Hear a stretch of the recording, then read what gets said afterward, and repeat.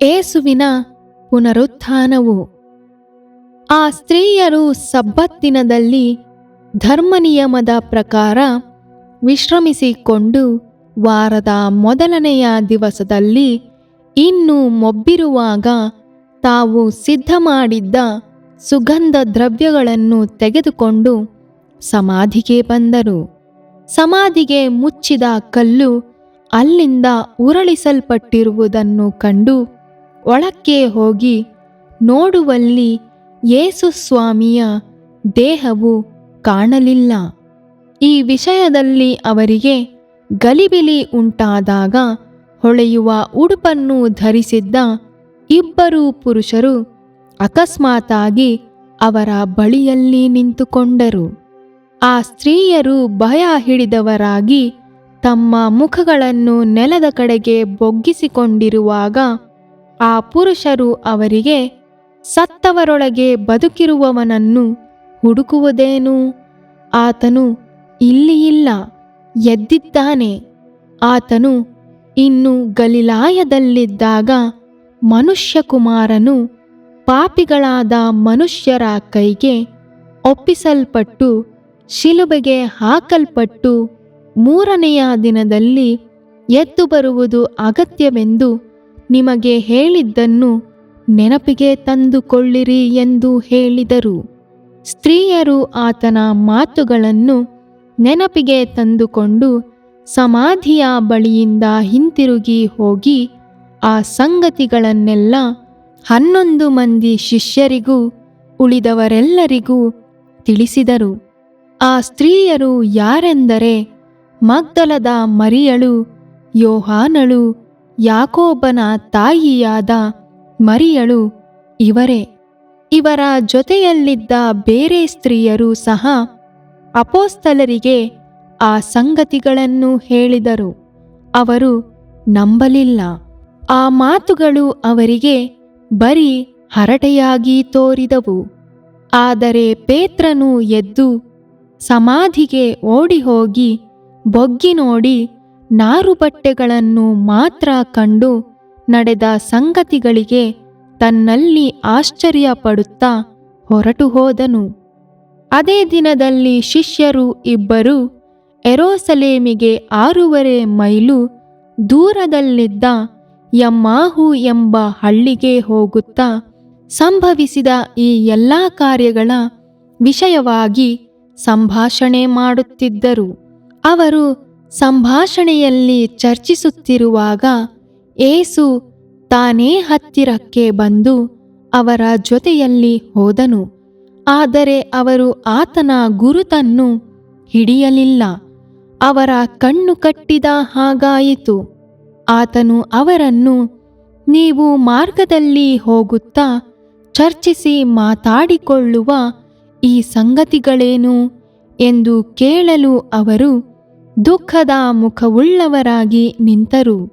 ಅವರಲ್ಲಿ ಕ್ಲೆಯೋಫನೆಂಬವನು ಆತನನ್ನು ಯೆರೂಸಲೇಮಿಗೆ ಬಂದ ಪರಸ್ಥಳದವರೆಲ್ಲರಿಗೂ ಈ ದಿವಸಗಳಲ್ಲಿ ಅದರೊಳಗೆ ನಡೆದಿರುವ ಸಂಗತಿಗಳು ಗೊತ್ತಿರಲಾಗಿ ನಿನಗೆ ಮಾತ್ರ ಗೊತ್ತಿಲ್ಲವೋ ಎಂದು ಕೇಳಲು ಆತನು ಅವರನ್ನು ಯಾವ ಸಂಗತಿಗಳು ಎಂದು ಕೇಳಿದನು.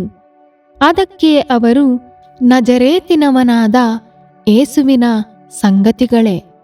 ಆತನು ದೇವರ ಮುಂದೆ ಮತ್ತು ಮನುಷ್ಯರ ಮುಂದೆ ಕೃತ್ಯದಲ್ಲಿಯೂ ಮಾತಿನಲ್ಲಿಯೂ ಸಮರ್ಥನಾದ ಪ್ರವಾದಿಯಾಗಿದ್ದನು. ಆತನನ್ನು ಮಹಾಯಾಜಕರು ತಮ್ಮ ಅಧಿಕಾರಿಗಳು ಮರಣದಂಡನೆಗೆ ಒಪ್ಪಿಸಿಕೊಟ್ಟು ಶಿಲುಬೆಗೆ ಹಾಕಿಸಿದರು. ನಾವಾದರೋ ಇಸ್ರಾಯೇಲ್ ಜನರನ್ನು ಬಿಡಿಸತಕ್ಕವನು ಆತನೇ ಎಂದು ನಿರೀಕ್ಷಿಸಿಕೊಂಡಿದ್ದೆವು. ಇದು ಮಾತ್ರವಲ್ಲದೆ ಆ ಕಾರ್ಯಗಳು ನಡೆದು ಈ ಹೊತ್ತು 3ನೆಯ ದಿನ. ಆದರೂ ನಮ್ಮಲ್ಲಿ ಕೆಲವು ಮಂದಿ ಸ್ತ್ರೀಯರು ಬೆಳಗಾಗುವಾಗ ಸಮಾಧಿಯ ಬಳಿಯಲ್ಲಿ ಇದ್ದು ಆತನ ದೇಹವನ್ನು ಕಾಣದೆ ಅಲ್ಲಿಂದ ಬಂದು ತಮಗೆ ದೇವದೂತರ ದರ್ಶನವಾಯಿತೆಂತಲೂ ಆತನು ಬದುಕುತ್ತಾನೆಂದು ಅವರು ಹೇಳಿದರೆಂತಲೂ ತಿಳಿಸಿ ನಮಗೆ ಅತ್ಯಾಶ್ಚರ್ಯವನ್ನುಂಟು ಮಾಡಿದರು. ನಮ್ಮ ಸಂಗಡ ಇದ್ದವರಲ್ಲಿ ಕೆಲವರು ಸಮಾಧಿಗೆ ಹೋಗಿ ಆ ಸ್ತ್ರೀಯರು ಹೇಳಿದ ಪ್ರಕಾರವೇ ಕಂಡರು. ಆತನನ್ನು ಮಾತ್ರ ಕಾಣಲಿಲ್ಲ ಎಂದು ಹೇಳಿದರು. ಆತನು ಅವರಿಗೆ, ಎಲ ಬುದ್ಧಿಯಿಲ್ಲದವರೇ, ಪ್ರವಾದಿಗಳು ಹೇಳಿದ್ದೆಲ್ಲವನ್ನು ನಂಬುವುದರಲ್ಲಿ ಮಂದಹೃದಯರೇ, ಕ್ರಿಸ್ತನು ಇಂಥ ಶ್ರಮಗಳನ್ನು ಅನುಭವಿಸಿ ತನ್ನ ಮಹಾಪದವಿಗೆ ಸೇರುವುದು ಅಗತ್ಯವಾಯಿತಲ್ಲವೇ ಎಂದು ಹೇಳಿ ಮೋಶೆಯ ಮತ್ತು ಎಲ್ಲ ಪ್ರವಾದಿಗಳ ಗ್ರಂಥಗಳು ಮೊದಲುಗೊಂಡು ಸಮಸ್ತ ಗ್ರಂಥಗಳಲ್ಲಿ ತನ್ನ ವಿಷಯವಾಗಿರುವ ಸೂಚನೆಗಳನ್ನು ಅವರಿಗೆ ವಿವರಿಸಿದನು.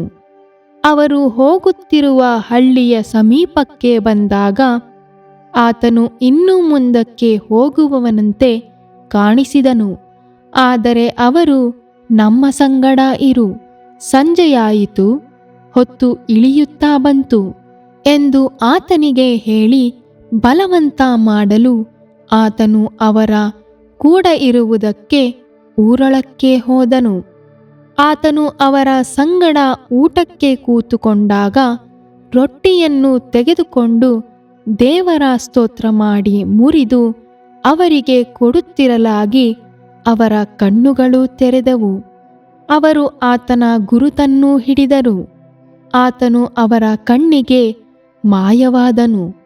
ಆಗ ಅವರು ಒಬ್ಬರಿಗೊಬ್ಬರು, ಆತನು ದಾರಿಯಲ್ಲಿ ನಮ್ಮ ಸಂಗಡ ಮಾತಾಡಿದಾಗಲೂ ಗ್ರಂಥಗಳ ಅರ್ಥವನ್ನು ನಮಗೆ ಬಿಚ್ಚಿ ಹೇಳಿದಾಗಲೂ ನಮ್ಮ ಹೃದಯವು ನಮ್ಮಲ್ಲಿ ಕುದಿಯಿತಲ್ಲವೇ ಎಂದು ಹೇಳಿಕೊಂಡು ಅದೇ ಗಳಿಗೆಯಲ್ಲಿ ಎದ್ದು ಯೆರೂಸಲೇಮಿಗೆ ಹಿಂತಿರುಗಿ ಹೋದರು.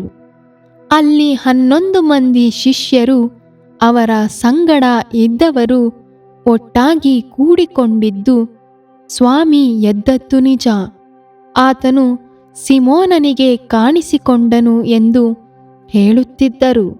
ಇದನ್ನು ಕಂಡು ಅವರು ದಾರಿಯಲ್ಲಿ ನಡೆದ ಸಂಗತಿಯನ್ನೂ ರೊಟ್ಟಿ ಮುರಿಯುವುದರಲ್ಲಿ ತಾವು ಆತನ ಗುರುತು ಹಿಡಿದೆವೆಂಬುದನ್ನು ವಿವರಿಸಿದರು. ಅವರು ಈ ಸಂಗತಿಯನ್ನು ಕುರಿತು ಮಾತಾಡುತ್ತಿರುವಾಗ ಆತನೇ ಅವರ ನಡುವೆ ನಿಂತು, ನಿಮಗೆ ಮನಃಶಾಂತಿಯಾಗಲಿ ಎಂದು ಅವರಿಗೆ ಹೇಳಿದನು. ಅವರು ದಿಗಿಲು ಬಿದ್ದು ಭಯ ಹಿಡಿದವರಾಗಿ ತಾವು ಕಂಡದ್ದನ್ನು ಭೂತವೆಂದು ಭಾವಿಸಿದರು. ಆತನು ಅವರಿಗೆ, ಯಾಕೆ ಕಳವಳಗೊಳ್ಳುತ್ತೀರಿ? ನಿಮ್ಮ ಹೃದಯದಲ್ಲಿ ಅನುಮಾನಗಳು ಹುಟ್ಟುವುದೇಕೆ? ನನ್ನ ಕೈಗಳನ್ನು ನನ್ನ ಕಾಲುಗಳನ್ನು ನೋಡಿರಿ, ನಾನೇ ಅಲ್ಲವೇ? ನನ್ನನ್ನು ಮುಟ್ಟಿ ನೋಡಿರಿ. ನಿಮಗೆ ಕಾಣುವ ಪ್ರಕಾರ ನನಗೆ ಮಾಂಸವೂ ಎಲುಬುಗಳು ಉಂಟು, ಅವು ಭೂತಕ್ಕಿಲ್ಲ ಎಂದು ಹೇಳಿದನು. ಇದನ್ನು ಹೇಳಿದ ಮೇಲೆ ಆತನು ತನ್ನ ಕೈಗಳನ್ನು ಕಾಲುಗಳನ್ನು ಅವರಿಗೆ ತೋರಿಸಿದನು. ಆದರೆ ಅವರು ಸಂತೋಷದ ದೆಸೆಯಿಂದ ಇನ್ನೂ ನಂಬದೆ ಆಶ್ಚರ್ಯಪಡುತ್ತಿರಲಾಗಿ ಆತನು, ತಿನ್ನತಕ್ಕ ಪದಾರ್ಥವೇನಾದರೂ ಇಲ್ಲಿ ನಿಮಗುಂಟೋ ಎಂದು ಅವರನ್ನು ಕೇಳಲು, ಅವರು ಸುಟ್ಟ ಮೀನಿನ ಒಂದು ತುಂಡನ್ನು ಆತನಿಗೆ ಕೊಟ್ಟರು. ಆತನು ತಕ್ಕೊಂಡು ಅವರ ಮುಂದೆ ತಿಂದನು. ತರುವಾಯ ಆತನು, ನಾನು ಇನ್ನೂ ನಿಮ್ಮ ಸಂಗಡ ಇದ್ದಾಗ ಇದೆಲ್ಲ ನಿಮಗೆ ತಿಳಿಸಲಿಲ್ಲವೇ? ನನ್ನ ವಿಷಯವಾಗಿ ಮೋಶೆಯ ಧರ್ಮಶಾಸ್ತ್ರದಲ್ಲಿಯೂ ಪ್ರವಾದಿಗಳ ಗ್ರಂಥಗಳಲ್ಲಿಯೂ ಕೀರ್ತನೆಗಳಲ್ಲಿಯೂ ಬರೆದಿರುವುದೆಲ್ಲ ನೆರವೇರುವುದು ಅಗತ್ಯವೆಂದು ನಿಮಗೆ ಹೇಳಲಿಲ್ಲವೇ ಅಂದನು. ಆಮೇಲೆ ಅವರು ಶಾಸ್ತ್ರವಚನಗಳನ್ನು ತಿಳುಕೊಳ್ಳುವಂತೆ ಆತನು ಅವರ ಬುದ್ಧಿಯನ್ನು ತೆರೆದು ಅವರಿಗೆ, ಕ್ರಿಸ್ತನು ಶ್ರಮೆಪಟ್ಟು ಸತ್ತು 3ನೆಯ ದಿನದಲ್ಲಿ ಜೀವಿತನಾಗಿ ಎದ್ದು ಬರುವನೆಂತಲೂ, ಪಾಪ ಪರಿಹಾರಕ್ಕೋಸ್ಕರ ದೇವರ ಕಡೆಗೆ ತಿರುಗಿಕೊಳ್ಳಬೇಕೆಂಬ ಮಾತು ಯೆರೂಸಲೇಮು ಮೊದಲುಗೊಂಡು ಸಮಸ್ತ ದೇಶದವರಿಗೂ ಆತನ ಹೆಸರಿನಲ್ಲಿ ಸಾರಲ್ಪಡುವುದೆಂತಲೂ ಬರೆದದೆ. ಇವುಗಳ ವಿಷಯದಲ್ಲಿ ನೀವೇ ಸಾಕ್ಷಿ ಹೇಳುವವರಾಗಿದ್ದೀರಿ. ಇಗೋ, ನನ್ನ ತಂದೆಯು ವಾಗ್ದಾನ ಮಾಡಿದ್ದನ್ನು ನಿಮಗೆ ಕಳುಹಿಸಿಕೊಡುತ್ತೇನೆ. ದೇವರು ಮೇಲಣ ಲೋಕದಿಂದ ನಿಮಗೆ ಶಕ್ತಿಯನ್ನು ಹೊದಿಸುವ ತನಕ ಈ ಪಟ್ಟಣದಲ್ಲೇ ಕಾದುಕೊಂಡಿರ್ರಿ ಎಂದು ಹೇಳಿದನು. ಯೇಸುವಿನ ಪರಲೋಕಾರೋಹಣವು. ಮತ್ತು ಆತನು ಅವರನ್ನು ಬೇಥಾನ್ಯದ ತನಕ ಕರಕೊಂಡು ಹೋಗಿ ತನ್ನ ಕೈಗಳನ್ನು ಎತ್ತಿ ಅವರಿಗೆ ಆಶೀರ್ವದಿಸಿದನು. ಆಶೀರ್ವದಿಸುತ್ತಿರುವಾಗ ಆತನು ಅವರನ್ನು ಬಿಟ್ಟು ಪರಲೋಕಕ್ಕೆ ಒಯ್ಯಲ್ಪಟ್ಟನು.